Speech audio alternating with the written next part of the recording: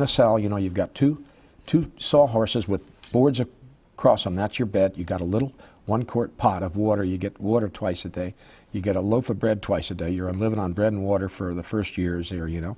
You got no socks. You got a pair of pajamas and a blanket. Okay, you're freezing in the wintertime.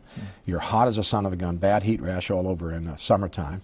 You know, you've got a pot for your, a bucket, but it's not a big bucket for your bathroom. We had 2 guys in that cell, and the thing would overflow in the wintertime. So you got raw sewage in the thing. We were allowed to clean that cell out once in 5 years with water.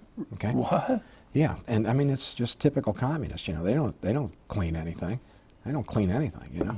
I mean, they're just horrible. Nobody owns anything, so nobody takes care of anything, you know. It's just communism. It's socialism, you know, where the government owns everything, right? Yeah. So nobody does anything. That's what it is. But anyway, this bucket would overflow, so you've got terrible living conditions, okay? You got no windows, no doors, no books, no radio, no nothing, you know. And what it amounts to is that the biggest enemy to overcome is boredom, you know, for those first months, because you're used to the American lifestyle, which is 18 hours a day, you know, bouncing off walls, and then sleep for 6 hours, you know, then get up and start again. No time to think, no time to pray, you know, one thing after another, endless entertainment, and all of a sudden, bam. And I've asked in a number of the talks to say, okay, here's, if you want to know what it's like, you know, to get an inkling, what this was like, the shock this was like, the humility this was, the humiliation this was.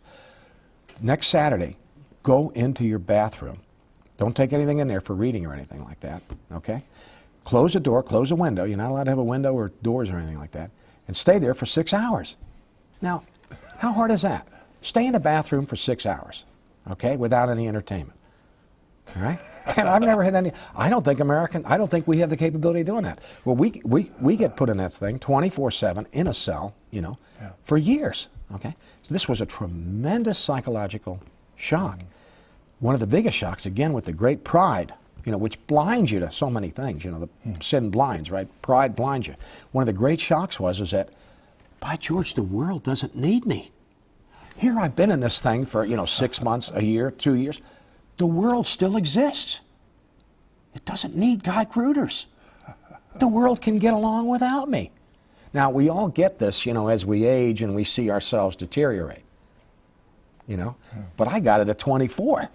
At 24, I realized that I wasn't anything really, okay?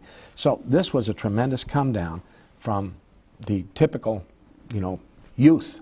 You know, the way when you're young, you know, you can change the world, and boy, the world is great, and you make it. So there was a big thing of that. As far as getting out of there, it looked like we'd never get out of there. That was the hardest thing to take, because they stopped the bombing in '68. The bombing was the only pressure we had on them. Okay, and it wasn't until Nixon started bombing again in late '72 that were you able that got to us out of hear there. when there was bombing?